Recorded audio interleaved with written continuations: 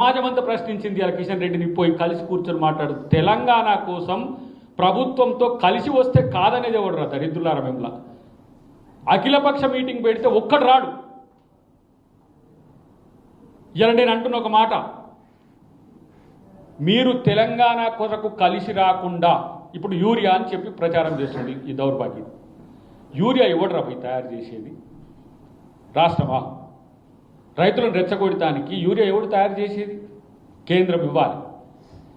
BJP పాలిత ప్రాంతాల్లో రాకపోతే వాళ్ళ దగ్గర గొడవలు అవుతాయి, కానీ రాకుండా ఉంటున్నాయా? బీజేపీ అలయన్స్తో కూడా ఉన్న రాష్ట్రాల్లో యూరియా వస్తుంది, మరి తెలంగాణకు ఎందుకు రావట్లే? ఇది ప్రశ్నించడు. ఇలా రీజనల్ రింగ్ రోడ్కు సంబంధించి పర్మిషన్స్ రావాలి, స్పందించరు, కామ్గా కూర్చుంటారు. ఇలా మెట్రో విస్తరణకు ఇవాళ స్పందించరు. కేంద్రం మీద మాట్లాడే దేనికి బీఆర్ఎస్ స్పందించదు. రాష్ట్రం మీద ఎందుకంటే వాళ్ళు కేంద్రం అంటే మళ్ళీ ఉన్న కేసులు ఏమన్నా తిరగదోడి మొత్తం పెడతారేమో అని. చివరికి ఇంతకుముందు జరిగే కదా, బ్యాంకుకు సంబంధించిన అధికారులను కూడా బెదిరించో లొంగ తీసుకొనో ఫోన్ ట్యాపింగ్లు చేసుకొనో వేలం జరుగుతున్నప్పుడు కామ్గా ఉండి తర్వాత నువ్వు రెస్పాండ్ కానీ. హెచ్యు భూములకు సంబంధించిన అంశంలో కూడా అదే జరిగింది కదా. అంటే రాష్ట్రానికి సంబంధించి నిధులు రావద్దు, వస్తే ఏంది ఏదో ఒక పథకం నెరవేరుస్తాడు, మళ్ళీ మంచి పేరు వస్తుంది. అట్లా రాకుండా ఉండాలని ఇంత నల్లి కుట్లేసాలేదు. రాజకీయాల కోసం మీరు ప్రజల్ని ఈరోజు ఏ విధంగా రెచ్చగొడుతున్నారో చూడండి. గల్లా పట్టుకోమని చెప్తున్నాడు కాంగ్రెస్ పార్టీ. కాళ్ళు మొక్కుడు కాదు, గల్లా పట్టుకోమంటాడు. కాంగ్రెస్ పార్టీ కాళ్ళు మొక్కమని ఎప్పుడూ కాంగ్రెస్ పార్టీ అది. కాంగ్రెస్ పార్టీ ప్రజల కడుపు చూస్తుంది, కాళ్ళు మొక్కుతుంది. మీరు కాళ్ళు మొక్కించుకున్న ఐఏఎస్లను కాళ్ళు మొక్కించుకున్న కల్చర్ మీది. అధికారులను కాళ్ళు మొప్పించు అందరినీ కూడా ఇంటికి రప్పించుకొని దొరగాక జీతగాని పిలిచినట్టు చేసుకున్నది మీది. కాంగ్రెస్ ప్రజల వద్దకు పోద్ది, ప్రజల యొక్క కాళ్ళు మొక్కైనా సరే ఈరోజు వాళ్ళని మెప్పించగల పార్టీ కాంగ్రెస్ పార్టీ చరిత్ర నుంచి. గల్లా పట్టుకోమంటే కేటీఆర్ గాని గల్లా పట్టుకొని తండండి, వీడు రెచ్చగొడుతున్నాడు. ఇదే లగచర్లలో రైతుల మధ్యన వీళ్ళ యొక్క ముష్కర్లను పంపించేసి అక్కడ దాడులు చేయించి రైతులను మీరు రౌడీలు అంటున్నారని చెప్పి ప్రచారం చేసిండ్రు. ఇదే ఆర్టీసీ ఉద్యమంలో ఎందుకు అంత 2-3 రోజులకే మనుషులు చచ్చే కాడికి తెచ్చిందంటే ఇది ఏమైనా హరీష్ రావు ప్లానా? ఆర్టిజన్స్ ఏవైతే 20,000 మంది వాళ్ళు ధర్నాకు దిగినరో లేకపోతే నిరసనకు దిగినరో మాట్లాడి మేము దాన్ని సబటైజ్ చేసిన వాళ్ళని ఎలిమినేట్ చేసే టైంలో భట్టి గారు ఆ రోజు దాన్ని రిజాల్వ్ చేసిండు. దాని వెనుక కూడా వీళ్ళ ఏజెంట్లు ఉన్నారు. వాళ్ళని ముందుకు దోసిండ్రు, వీళ్ళు వెనుకకు పోయిండ్రు. ఇంతెందుకు మిగతా ఉద్యోగ సంఘాలను కూడా రెచ్చగొట్టే ఒక ప్రయత్నం చేసిండ్రు.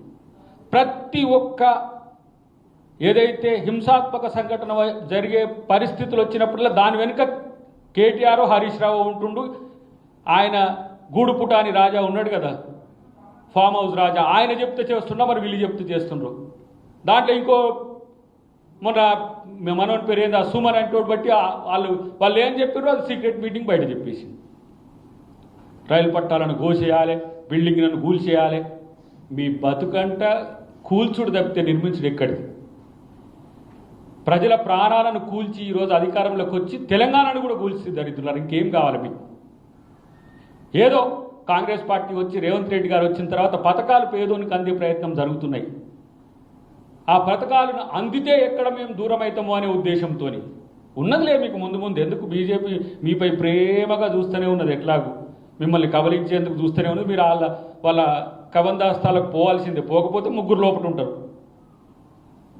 మేము ప్రతిసారి అంటున్నాం, దొంగతనం చేసినోడు లోపల ఉండాలి కానీ బయట తిరిగి ఎత్తులు కొడతా ఉంటే ఏంటని మా ముఖ్యమంత్రి గారితో అంటూ ఉంటాం. కానీ చట్టం తన పని తాను చేసుకుపోవాలని చెప్తుంటాడు. ఇన్ని ఆర్థిక అకృత్యాలు, ఇన్ని సామాజిక అకృత్యాలు, ఇన్ని రాజకీయ అకృత్యాలు చేసిన మీకు తెలంగాణలో రాజకీయంగా కొనసాగే నైతిక హక్కు లేదని ప్రజలు తీర్పిచ్చినాక కూడా సిగ్గు రాకపోతే ఇంకేం చేయాలి?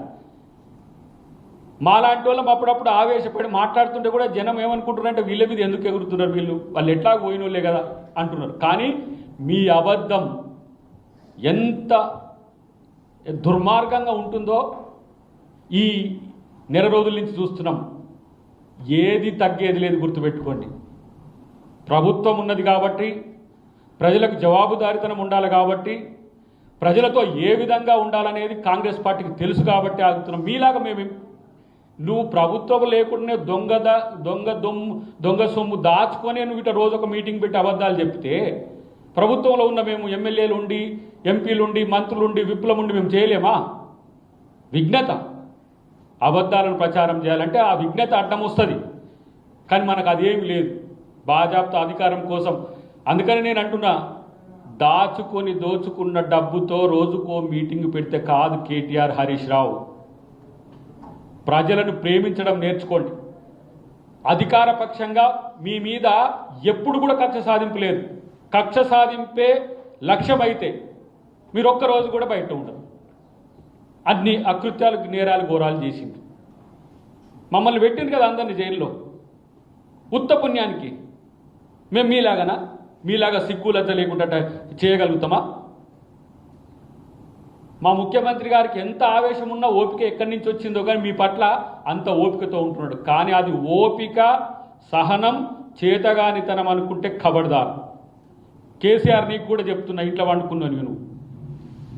ఈ ఇద్దరు దొంగల్ని ఇట్లా బయటపెట్టి అబద్ధాలు ప్రచారం చేసే ప్రయత్నం మానుకో. లేకపోతే రేపటి రోజున ఏ రకమైన పరిస్థితులు ఉంటో నువ్వే తెలుసుకుంటూ చూసుకోమని. రెచ్చగొడితే అంతకంటే ఎక్కువ మూల్యం చెల్లించుకోవాల్సిన బాధ్యత ఉంటుంది. కేటీఆర్, హరీష్ రావు ప్రత్యక్షంగా చెప్తున్నా నేను. ఏదో ఉద్యమ కాలంలో ఇల్లు మాతో కలిసి పనిచేసిరని ఒక జాలి, అరే మీరు జైల్లో పెట్టినా మిమ్మల్ని ప్రేమిస్తూనే ఉన్నాం రాహులగాళ్ళారు. కనీసము రాజకీయం చేయండి.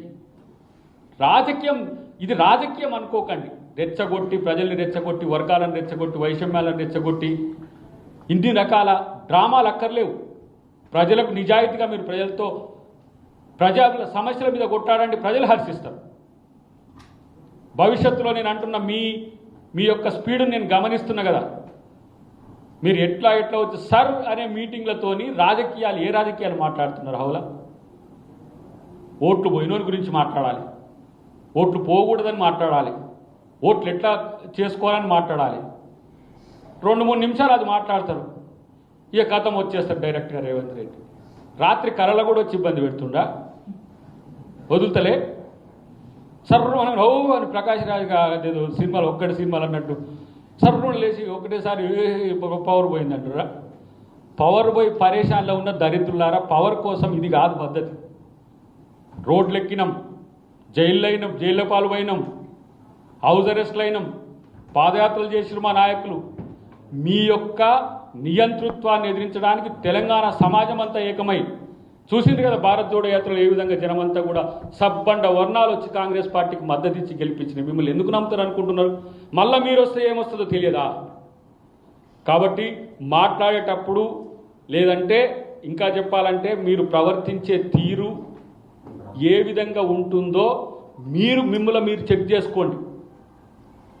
ఇంతవరకు ఈ మాత్రం ఎందుకు మర్యాదతో పద్ధతితో ఉంటున్నామనే విషయాన్ని కూడా అర్థం చేసుకుంటే మంచిదని చెప్పి తెలియదు. ఎందుకంటే 2-3 నెలలకు ఒకసారి వీళ్ళకు ఈ పిచ్చి లేస్తూనే ఉంటుంది. మళ్ళీ మేము ఇట్లా ఆవేశపడుతూనే ఉండాలి, మళ్ళీ ఎవరో ఒకటి చెప్పాలి. దాంట్లోనే మన మిత్రులే అంటేనే అన్న పదాలు జారుతూనే ఉంటారా మీరంటే మరి ఏం చేయాలి? సీఎంను పట్టుకొని వాడు వీడంటే మరి వీళ్ళని ఎందుకు గౌరవించాలి? ఆ కుర్చీకి కనీసం గౌరవం ఇచ్చే సంస్కృతి లేని సంస్కారహీనులు కదా మీరు. మీతో మర్యాదగా మాట్లాడితే మీ భాష అర్థం కాదు అది. ఎందుకంటే మౌనం మీ భాష, మర్యాద మీ భాష కాదు. కాబట్టి ఇలాంటి మాటలు భవిష్యత్తులో మీకు రాకుండా చూడాల్సిన అవసరం ఉంది. ప్రతి ఒక్కళ్ళు ఈ భాషను మాట్లాడలేని వాళ్ళు ఎవరూ లేరు.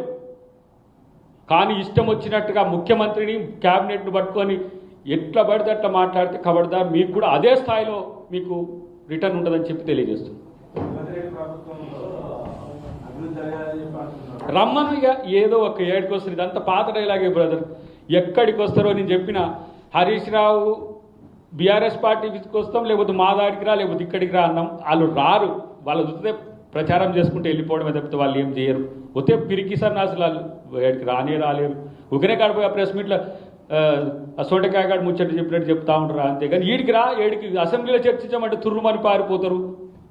అసెంబ్లీలో చర్చించడం చేత కాదా? ప్రజా సంఘాలు లేకపోతే పౌర సమాజం అంటే వస్తాం. కానీ రాజకీయ పక్షం ఉండి అసెంబ్లీ ఉండి రమ్మంటే రాని వాళ్ళను చేతగాని వాళ్ళను మనం ఇంక ఎంతసేపు నువ్వు రా అంటే కూడా ఏడుకొస్తారు ఆయన అన్నీ ఉంటాడు. రమ్మని ఆయన్ని రమ్మని పంపిద్దాం ఎవరన్నా.